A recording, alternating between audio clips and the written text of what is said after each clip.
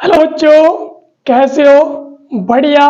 तो आज का टॉपिक है complex number, lecture number 3। Lecture number 3 में आज कार्टेशियन फॉर्म क्या होता है और उसमें कुछ क्वेश्चन की प्रैक्टिस करेंगे। और लास्ट वीडियो में हम लोग पढ़ चुके थे, आर्ग्यूमेंट पढ़ चुके थे, मॉडुलस पढ़े थे और साथ में हम लोग पढ़े थे एम्पलीट्यूड। इन तीनों चीज़ों की आज कुछ क्वेश्चन की प्रैक्टिस भी करेंगे बढ़िया तरीके से।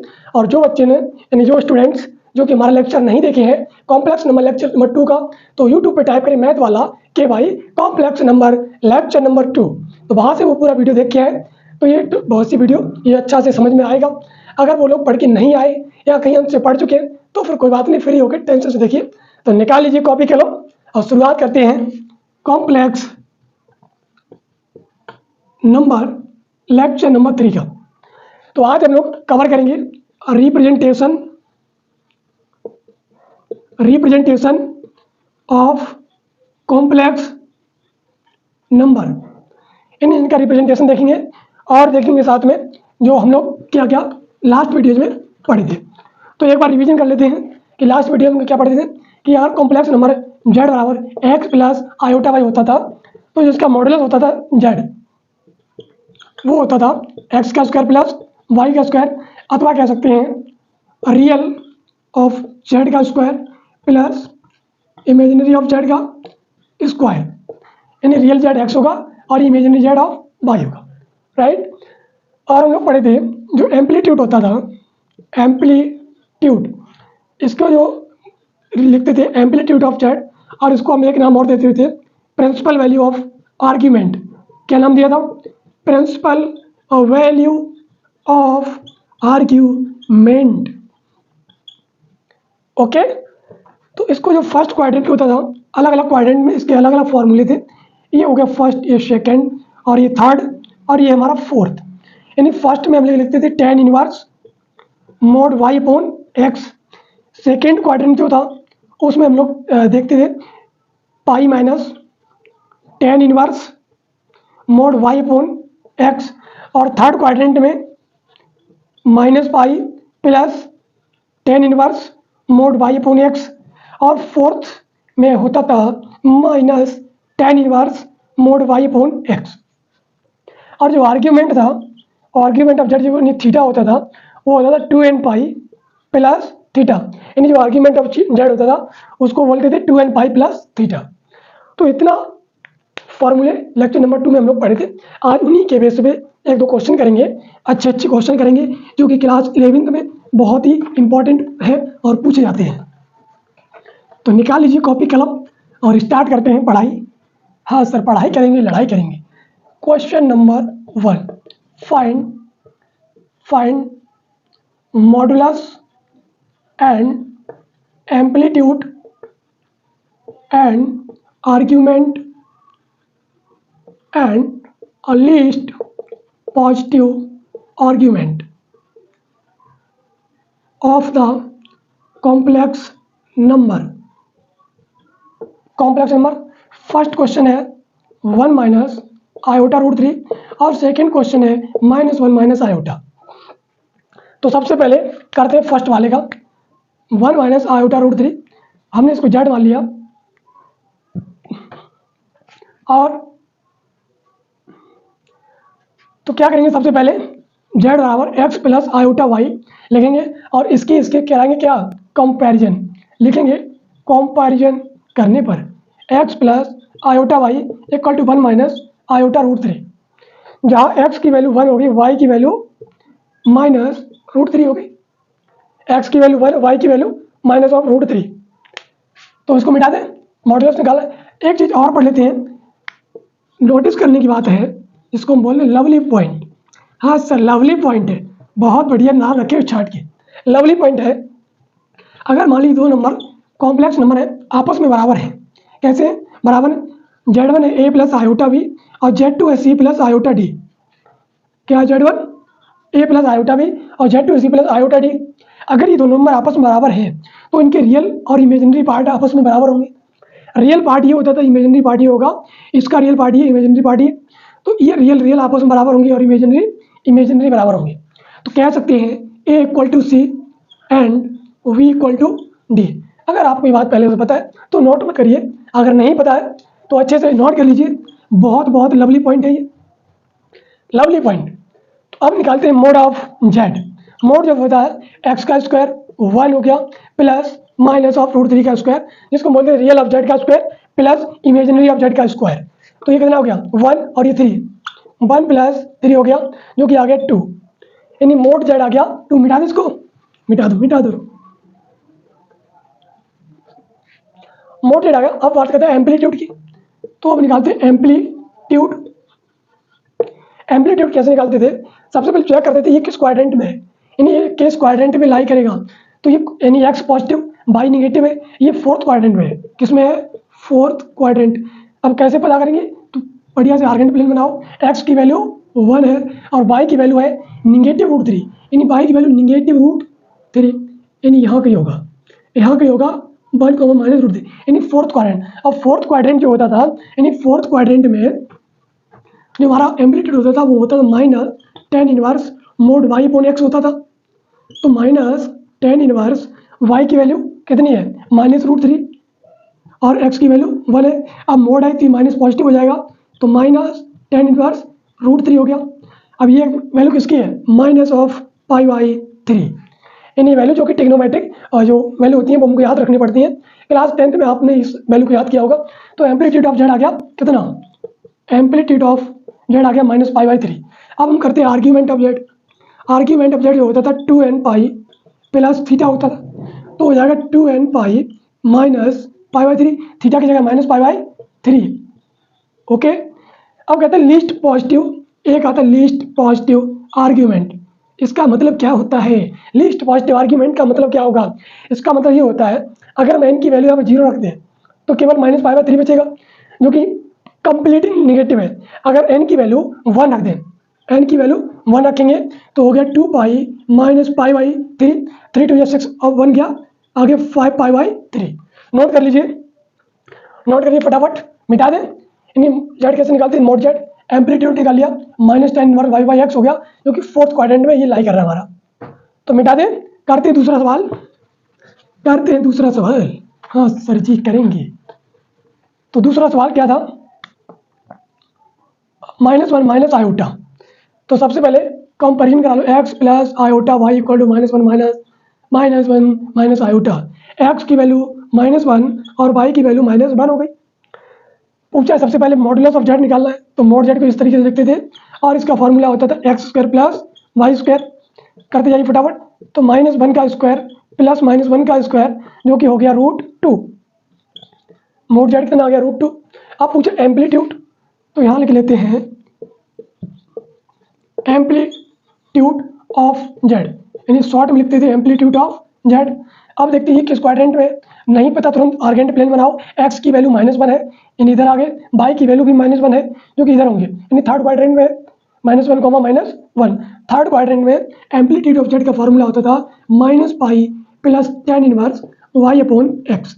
अभी अभी हमने रिवाइज किया था, तो जिन बच्चों ने हमारा ये कॉम्प्लेक्स नंबर का लेक्चर नंबर 2 नहीं देखा है वो यूट्यूब पे जाकर टाइप करें मैथ वाला के भाई lecture number 2 of complex number, तो वहां पे आपको इसका पूरा डिस्कशन पूरा प्रूफ मिल जाएगा।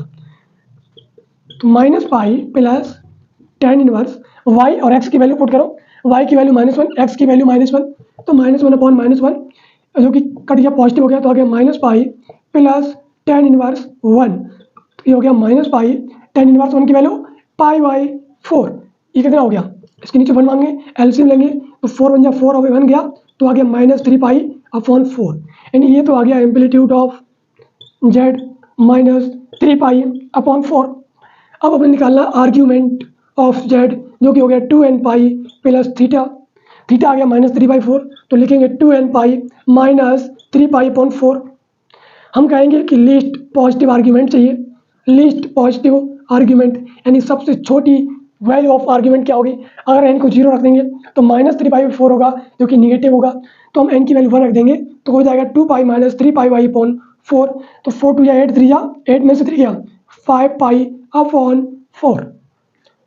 तो नोट कर लीजिए अच्छे से, मिटाते हैं बढ़िया से। आप चलते हैं, आप चलेंगे कहाँ सर चलोगे, आप चलते हैं रिप्रेजेंटेशन ऑफ कॉम्प्लेक्स नंबर पे। कहाँ चल रहा है, आप चलेंगे रिप्रेजेंटेशन ऑफ कॉम्प्लेक्स नंबर जो कि बहुत इंपॉर्टेंट है।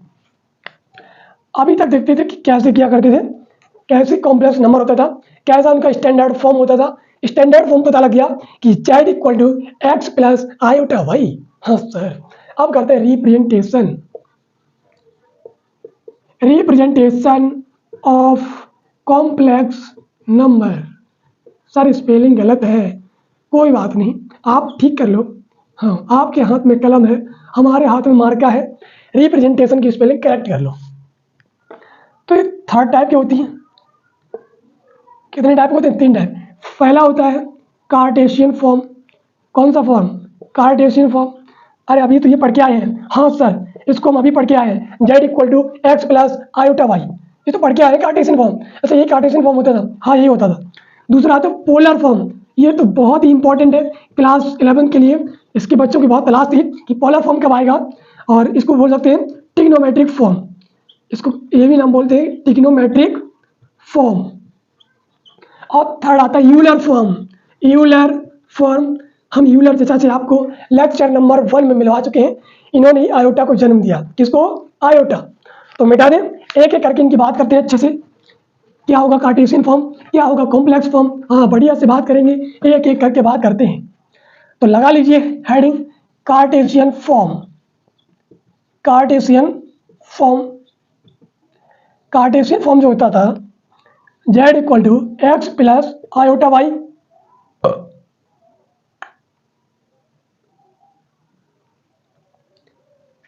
होता था z equal to x plus iota y. तो हम एक आर्गेंट प्लेन में इनको ऐसे लिखते थे कि ये एक्स कॉमा वाई एक पॉइंट होगा, क्योंकि और डिस्टेंस ये होगी, और इसका नाम होता था रियल एक्सिस, और इसका नाम होता था इमेजिनरी एक्सिस। यानी ये लाइन एक्स को वाई कोई कोऑर्डिनेट, यानी कार्टेशियन फॉर्म का मतलब ये होता है कि कोई पॉइंट होगा, उस पॉइंट के जो कोऑर्डिनेट होंगे वो एक्स और वाई, यानी कुछ ऐसे टर्म में होंगे, एक्स वाई, ए बी हो सकते हैं, पी क्यू हो सकते हैं, वो एक कोऑर्डिनेट होते हैं, जिसको बोलते हैं कार्टेशियन फॉर्म। अब चलते हैं, अब चलते हैं किसके पास? पोलर फॉर्म के पास। किसके पास? पोलर फॉर्म में। पोलर फॉर्म या कह सकते हैं ट्रिग्नोमेट्रिक फॉर्म। हाँ सर, ये बहुत इंपॉर्टेंट है। तो इसमें देखते हैं जो जेड होता था, यहाँ पे एक्स प्लस आयोटा वाई कैसे कार्टेशियन फॉर्म में पढ़े थे। अब इसको कैसे पोलर फॉर्म होगा, क्या ट्रिग्नोमेट्रिक फॉर्म होगा, समझते हैं, अच्छे से समझते हैं। आर्गेंट प्लेन बनाओ जिसका नाम होता था रियल एक्सिस, इसका नाम होता था इमेजिनरी एक्सिस। सर कब तक बताओगे? बार बार बता रही हो, ये इमेजिनरी एक्सिस है, ये रियल एक्सिस है। हमने यहाँ पे कोई पॉइंट लिया और जिसके कोऑर्डिनेट एक्स कॉमा वाई, फिर वही कोऑर्डिनेट पोलर फॉर्म बता रहे हो। हाँ बेटा, इस लाइन को मिलाया, बहुत टेढ़ी लग रही हो, कोई बात नहीं, चलती ही टेढ़ी, बस सीधे रहना। यानी ये जो लेंथ है ये वाई है, और ये जो लेंथ है इसका नाम एक्स है। क्या? एक्स। ये जो ओपी है, ये जो पूरी डिस्टेंस होती थी, हम लोग बता चुके ये मोड जेड होती थी, लेकिन पोलर फॉर्म में हम इसको आर नाम देंगे। क्या नाम देंगे? आर। तो नोट कर लीजिए, जो आर होगा वो मोड ऑफ जेड होगा। अब हम ये जो लाइन है इस रियल एक्सिस से कितना इधर डेविएट हो गई, जितना एंगल बना रही है, इसी को बोलते थे आर्ग्यूमेंट ऑफ जेड। क्या नाम देते थे? Argument of Z. तो अगर हम इसके कंपोनेंट करते हैं, आर का ये हो जाएगा आर का कॉस थीटा, और ये कंपोनेंट हो जाएगा आर का साइन थीटा। यानी लिख सकते हैं जो एक्स होगा वो तो हो गया आर का कॉस थीटा, यानी जो एक्स लेंथ है वो किसके इक्वल है? X equal to r cos theta, और वाई हो गया आर का साइन थीटा। क्या ये कंपोनेंट कर दिए? हमको समझ में नहीं आया है कंपोनेंट होता क्या है। अगर कंपोनेंट आपको नहीं पता है तो सिंपल लगाइए कॉस थीटा। यहाँ पे लगाएंगे कॉस थीटा इक्वल टू होता है बेस कितना है? X, hypotenuse r. यहाँ से एक्स की वैल्यू निकाल लीजिए, एक्स बराबर आर कॉस थीटा आ गया। फिर से लगाते हैं साइन थीटा लगा लिया। Sine theta perpendicular upon hypotenuse, perpendicular y, hypotenuse है आर, यहाँ से वाई की वैल्यू आ गई क्या? R sine theta. वाई की वैल्यू आर, यहाँ पे लिख लीजिए, वाई की वैल्यू आ गई आर साइन थीटा। और कंपोनेंट आपने नहीं पढ़े तो हम आपको फिजिक्स में जो वेक्टर पढ़ेंगे उसमें बताएंगे कि कंपोनेंट कैसे निकालते हैं, ये क्या कॉस थीटा क्या साइन थीटा। तो आप अभी इतना सीख लीजिए कि कॉस थीटा लगाया तो एक्स अपॉन आर, एक्स की वैल्यू निकाली आर कॉस थीटा, और वाई यानी यहाँ से साइन थीटा लगाया तो वाई अपॉन आर, वाई बराबर आर साइन थीटा। राइट? चले तो समझ गए? हाँ सर समझ गए हैं, बढ़िया से समझ गए हैं। अब इनको इसमें पुट कर दीजिए, किसमें पुट कर दें, कार्टेशियन फॉर्म में इनकी वैल्यू पुट कर दो। एक्स की वैल्यू आर का cos theta plus iota, by की वैल्यू आर साइन थीटा। हाँ सर जी अब तो कुछ लग रहा है, क्या आर कॉमन आएगा, आ सकता है, cos theta plus iota sine theta. ये हो गया polar form of the complex number. क्या हो गया ये, polar form of complex number का बहुत ही इंपॉर्टेंट है, जो कि इसका प्रूफ आना चाहिए ना आना चाहिए, लेकिन फॉर्मूला याद आना चाहिए कि जेड जो होता है are of cos theta plus iota sine theta होता है, जिसको हम ट्रिग्नोमेट्रिक फॉर्म भी बोलते हैं। क्या बोलते हैं, ट्रिग्नोमेट्रिक फॉर्म। हाँ सर बोलते हैं।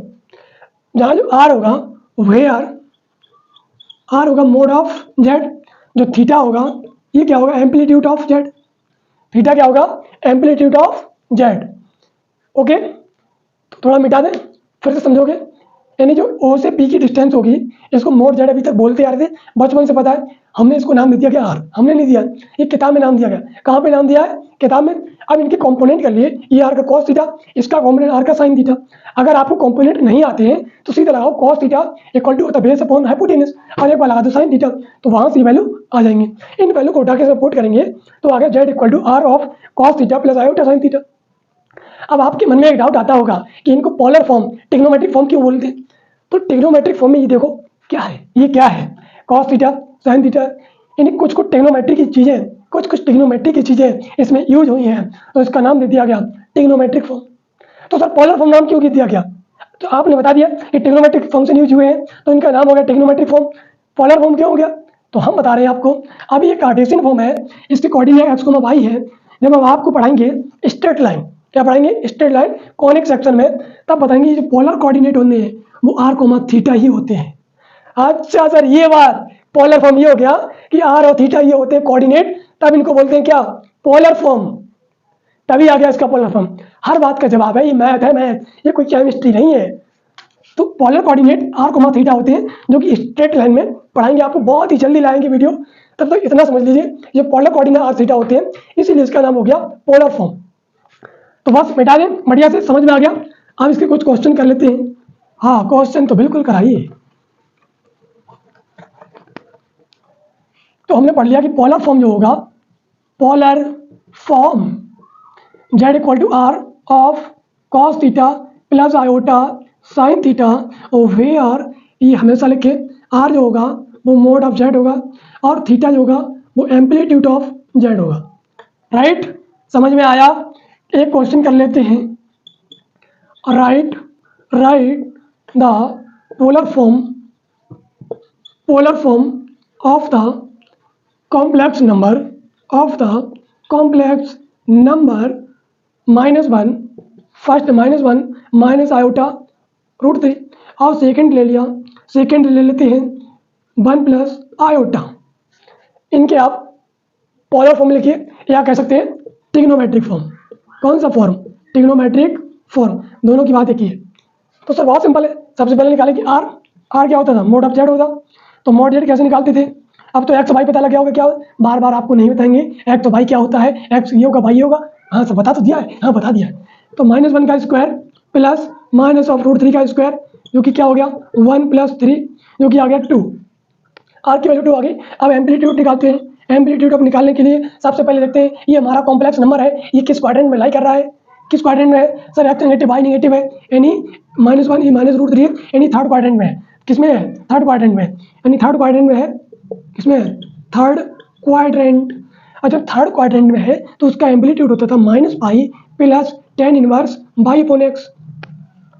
तो हो गया -π प्लस tan इनवर्स y की वैल्यू -√3, x की वैल्यू -1, माइनस कैंसिल, क्या हो गया -π प्लस tan इनवर्स √3, जो कि इतना होने के बाद ये आंसर आ जाएगा -π प्लस π/3, जो कि आ गया -2π/3, माइनस की 2π/3 एम्पलीट्यूड ऑफ जेड, जो आ गया थीटा। क्या आ गया, थीटा। तो इसमें पुट कर दो जेड इक्वल टू आर की वैल्यू 2, ठीक है sir, cos theta -2π/3 plus iota sine of -2π/3। ये हो गया हमारा polar form. Polar form z equal to r of cos theta plus iota sine theta होता है। इसमें हम इसको ट्रिग्नोमेट्रिक फॉर्म भी बोलते हैं। हाँ सर बोलते हो। अब याद करो, कुछ बचपन की चीज़ों को ताज़ा करते हैं। क्या cos of minus theta cos theta होता था? हाँ सर होता था प्लस आयोटा। क्या sine of minus theta minus sine theta होता था?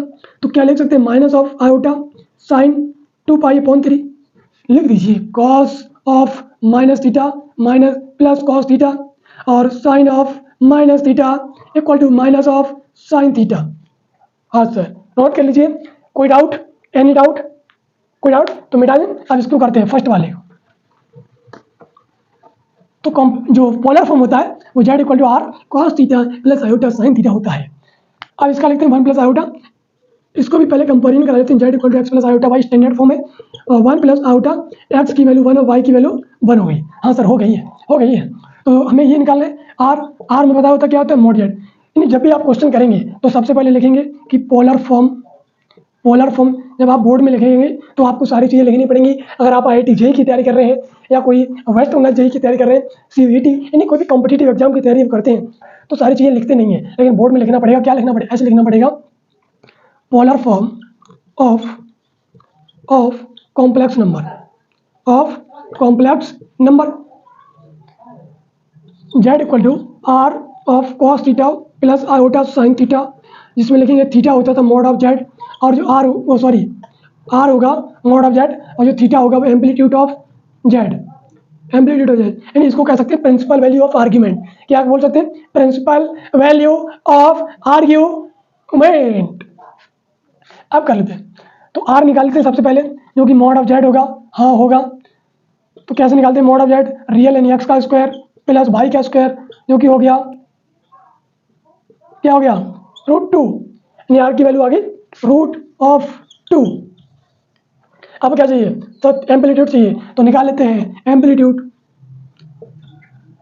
किस क्वाड्रेंट में है? फर्स्ट क्वाड्रेंट में है। X positive y positive, x positive y positive, x negative y positive और एक्स नेगेटिव वाई नेगेटिव और x positive y negative fourth quadrant. इन फर्स्ट क्वाड्रेंट में तो इसका जो एम्पलीट्यूड होता था वो होता था tan inverse mod y upon x. तो tan इनवर्स मोड वाई की वैल्यू 1/1 जो कि आ गया π/4। क्या आ गया? π/4। अब हम लिखेंगे इसका जो पोलर फॉर्म हो गया z equal to √2 cos of π/4 plus iota sine of π/4। Okay note कर लीजिए, बढ़िया से नोट कर लीजिए। मिटा दे चलते हैं। एक छोटी सी बात और लिख लेते हैं इन द पोलर फॉर्म में। किसमें? पोलर फॉर्म में। जैसे मान लीजिए ये लिखा है कि z equal to r cos theta plus iota sine theta. हम इसको ऐसे भी लिख सकते हैं r of cis theta. Cis theta इसका मतलब क्या? सी का मतलब कॉस थीटा प्लस आई का मतलब आयोटा, एस मतलब साइन थीटा। इसको short form of complex number है। ये short form of polar form. हम इसको z equal to r cis theta भी लिख सकते हैं। मान लीजिए अगर कहीं लिखा है कि z इक्वल टू √2, जैसा भी सॉल्व किया था उसका आंसर आया था cos of π/4 plus iota sine of π/4। तो हम इसको लिख सकते हैं z equal to √2 cis of π/4, right. इस तरीके से भी लिख सकते हैं, जो कि बहुत इंपॉर्टेंट पॉइंट है। मिटाते हैं। अब बात करते हैं यूलर फॉर्म में। किस में बात करेंगे? यूलर फॉर्म, जो कि बहुत इंपॉर्टेंट है। थर्ड नंबर पे आ गया हमारा यूलर फॉर्म। अपना नंबर डालते चलें। सर आपका थर्ड आ गया, फर्स्ट सेकंड है नहीं, तो आप अपनी नोटबुक में डाल लीजिए अच्छे से नंबर। क्या बात है, मैंने नहीं डाला तो क्या हुआ? है सर जी। यूलर फॉर्म ने ये कहा कि जो आप लिखते हैं z equal to x plus iota y, ये तो था कार्टेशियन फॉर्म। जब आपने पोलर फॉर्म निकाला तो आपने लिखा r of cos theta plus iota sine theta. तो ये पोलर फॉर्म को ही, इसी फॉर्म को ही, किसको फॉर्म को? जो पोलर फॉर्म है। सर पोलर फॉर्म बोल रहे हो, इसका ट्रिग्नोमेट्रिक फॉर्म भी जो है क्यों नहीं आप बोलते हो? कोई बात नहीं, आप बोल लीजिए, वो भी बोल सकते हैं। तो हम इसको क्या करेंगे? तो उन्होंने बताया यूलर ने कि हम इसको ऐसे भी लिख सकते हैं आर ई की पावर आयोटा थीटा। तो सर ये ई की पावर आयोटा थीटा क्या है? ये है cos theta plus iota sine theta. याद कर लीजिए, ई की पावर आयोटा थीटा को लिखते हैं cos theta plus iota sine theta. Cos theta plus iota, हाँ मेरा सोटा, साइन थीटा। ये तो हो गया यूलर फॉर्म। कौन सा फॉर्म हो गया? Euler form. सर इसमें आर क्या होगा? वही वाला पुराना वाला। आर होगा mod of Z. Mode of Z. हमें निकला और कटीले के रास्ते में एक मोड आया, हमें उसको छोड़ आया। किसको छोड़ाया? उसी को छोड़ाया। यूलर फॉर्म हो गया, रास्ते में एक मोड आया और मैं उसको छोड़ाया। किसको? अपनी वाली को छोड़ाया। R equal to mod of z. Theta, theta वही होगा एम्पलीट्यूड ऑफ जेड। अच्छा सब वही बात है, केवल ये चेंज हो गया कि ई की पावर आयोटा थीटा को cos theta plus iota sine theta लिख सकते हैं। हाँ सर, क्या सर ये प्रूफ नहीं हो सकता है? प्रूफ करते हैं, आइए आइए इसको प्रूफ करते हैं बढ़िया तरीके से। प्रूफ कर रहे हैं,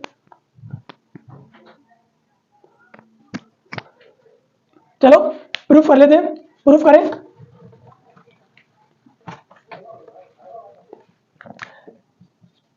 प्रूफ कि cos theta plus iota sine theta equal to होगा ई की पावर आयोटा थीटा।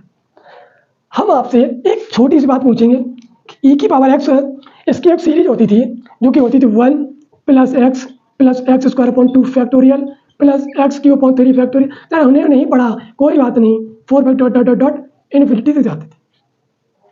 ये सीरीज आपने अगर नहीं पढ़ी है तो कोई बात नहीं, केवल आप अभी देख लीजिए कि ई की पावर एक्स होता था 1 plus x square upon 2 factorial plus x cube upon 3 factorial plus x 4 upon 4 factorial dot dot dot dot infinity. ये यूलर फॉर्म जो है क्लास 11 में बहुत ही कम पूछा जाता है, लेकिन ये IIT JEE में बहुत पूछा जाता है।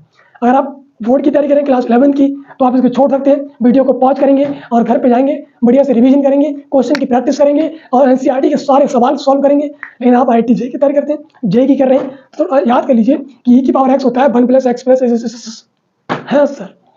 तो क्या ये फॉर्म है? क्या हम एक्स को रिप्लेस कर दें आयोटा एक्स से? आयोटा एक्स हाँ से कर सकते हैं।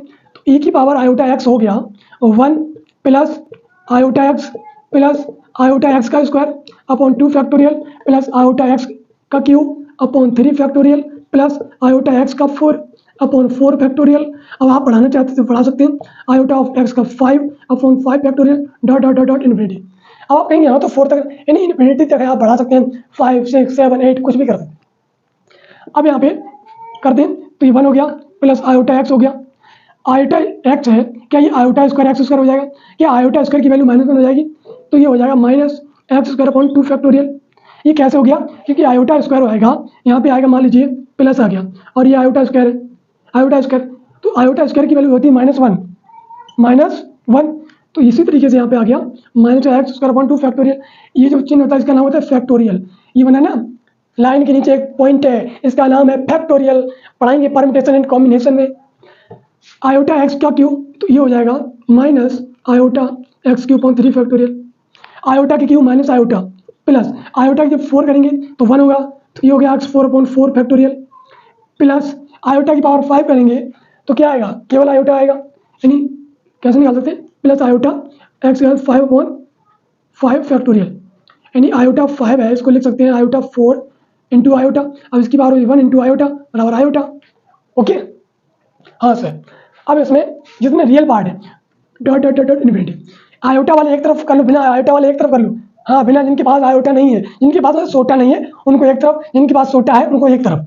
तो यहाँ तो 1 है, हाँ है, फिर ये भी है minus x square upon 2 factorial, हाँ है, प्लस एक्स 4 अपॉन 4 फैक्टोरियल, हाँ है, और dot dot dot dot infinity तक चले जाइए। प्लस आयोटा कॉमन करेंगे, कर लिया, क्या बचा? एक्स बचा, हाँ सर बच गया एक्स।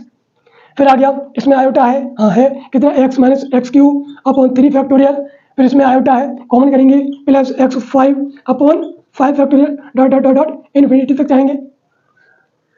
अब याद करिए, अभी आपने ये भी सीरीज नहीं पढ़ी होगी, ये जो सीरीज है 1 minus x square upon 2 factorial plus x 4 upon 4 factorial plus x यानी minus x power 6 upon 6 factorial dot dot dot infinity तक जाते हैं। तो ये वैल्यू आएगी कॉस एक्स की प्लस आयोटा, कॉस एक्स है ये, plus iota x minus x cube upon 3 factorial plus x की घात 5 upon 5 factorial minus x power 7 upon 7 factorial dot dot dot infinity. ये वैल्यू आती है साइन एक्स की, साइन एक्स की। ये हो गया हमारा प्रूफ, प्रूफ हो गया।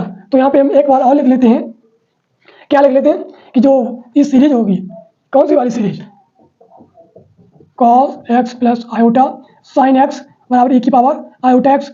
यानी ये जो सीरीज होगी हमको उसको लिख लेंगे कॉस एक्स होगा 1 minus x square upon 2 factorial plus x cube plus x 4 upon 4 factorial dot dot dot infinity. और एक आती है साइन एक्स की, sine x x minus x cube upon 3 factorial plus x equal 5 upon 5 factorial dot dot dot infinity. यानी ये दोनों series है जो कि हम सीरीज को जब लिमिट पढ़ाएंगे तब लिमिट में सारी सीरीज का बहुत ही अच्छे से यूज किया, प्रूफ पॉइंट दिया गया, बढ़िया से इनको प्रूफ करते हैं कैसे इनको क्या होगा। ठीक है, अभी इतना सीख लीजिए कॉस एक्स ये होता है, साइन एक्स ये होता है, ई की पावर एक्स की सीरीज होती है, वहां से प्रूफ हो गया cos x plus iota sine x, जो कि इसका प्रूवमेंट हो गया। समझ में आ गया प्रूवमेंट? तो मिटा दें, इसके ऊपर एक दो क्वेश्चन कर लेते हैं। कर लिया जाए क्वेश्चन? हाँ सर कर लिया जाए। यानी cos x plus iota sine x है, हम इसको ई की पावर आयोटा एक्स लिखते हैं। तो अभी जो पोलर फॉर्म था r of cos theta plus iota sine theta, क्या इसको r into iota power x लिखते हैं? हाँ, यही होता है यूलर फॉर्म। यानी यूलर फॉर्म जो है, यूलर फॉर्म है कि जेड बराबर होगा r into iota x.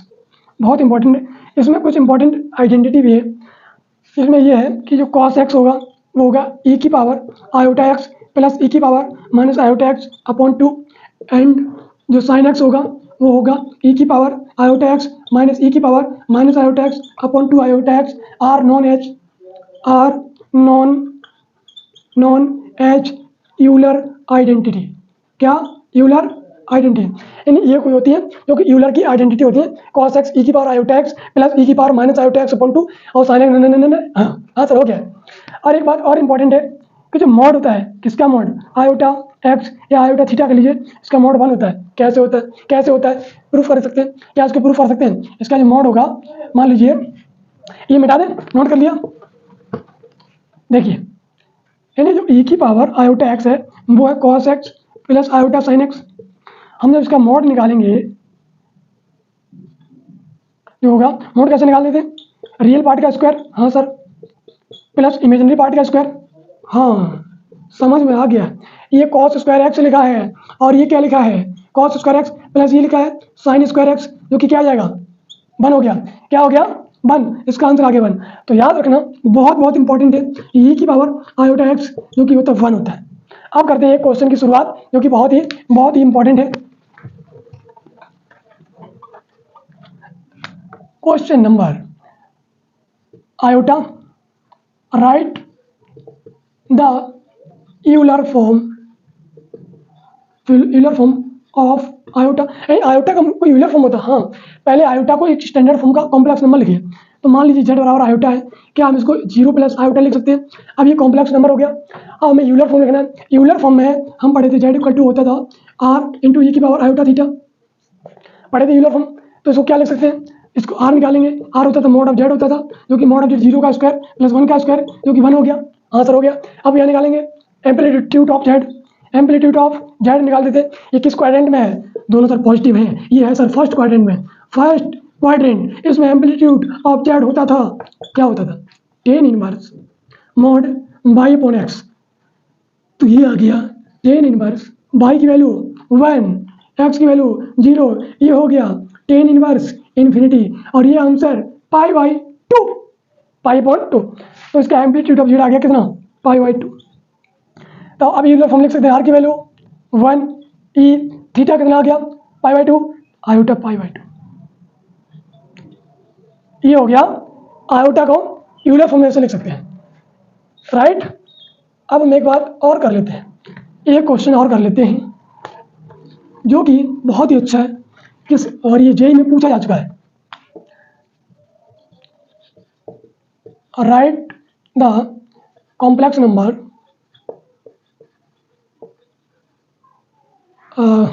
write the complex number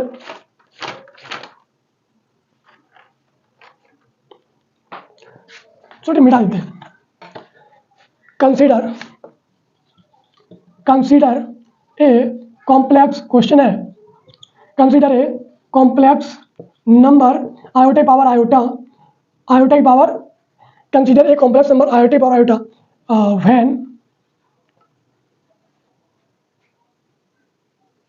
consider a complex number iota power iota, then z is, option A है, ऑप्शन ए प्योरली रियल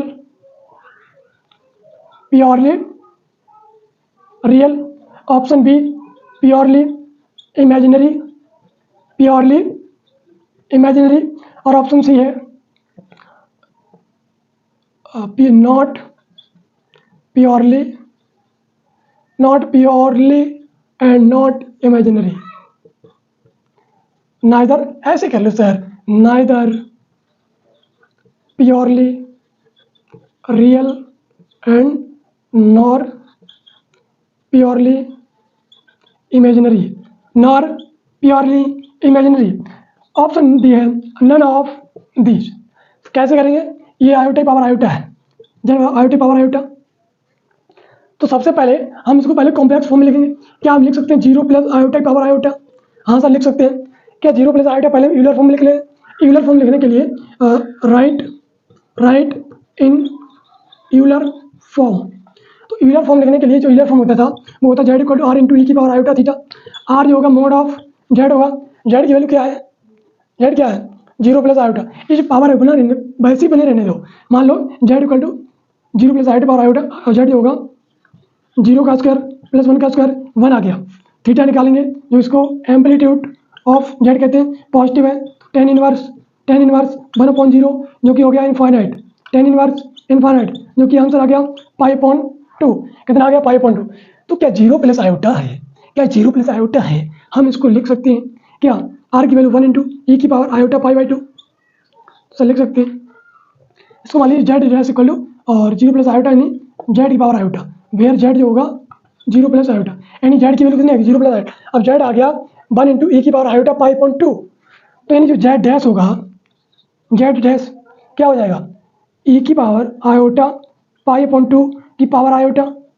अब जब पावर आयोटा है तो ये मल्टीप्लाई हो जाएगा, आ गया ई की पावर आयोटा का स्क्वायर 5/2, आयोटा स्क्वायर होता है -1 हो जाएगा ई की पावर -5/2।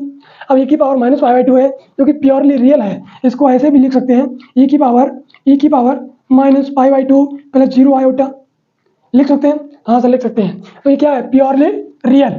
ये बहुत ही इंपॉर्टेंट था, ये क्वेश्चन होगी आ जा चुका है कम्पिटिटिव किसी एग्जाम में। ओके, तो नोट कर लीजिए, समझ में आ गया। यानी जेड इक्वल टू आयोटा पर आयोटा, कोई भी किसी तरीके का कॉम्प्लेक्स नंबर हो, सबसे पहले उसको स्टैंडर्ड फॉर्म में लिखेंगे। स्टैंडर्ड फॉर्म लिख लिया, कुछ जेड मान लेंगे, जेड मान के उसका यूलर फॉर्म निकाल लो, पोलर फॉर्म निकाल लो, कार्टेशियन फॉर्म निकाल लो, हर जगह से उसको बढ़िया से सॉल्व कर सकते हैं। और मिलते हैं नेक्स्ट वीडियो में। नेक्स्ट वीडियो में हम आपको लाएंगे कि रोटेशन ऑफ वेक्टर होता था और उनको कैसे ज्योमेट्रिकली रिप्रेजेंट करते थे, vector addition of complex number होता था। तो आप इन क्वेश्चन की बढ़िया से प्रैक्टिस करके आइए। और आज आपका पोलर फॉर्म भी खत्म हो गया, तो क्लास 11 का पूरा मैथ बढ़िया एक एक क्वेश्चन आप ट्राई करके आएंगे घर पे। तो मिलते हैं नेक्स्ट वीडियो के साथ। All the very best.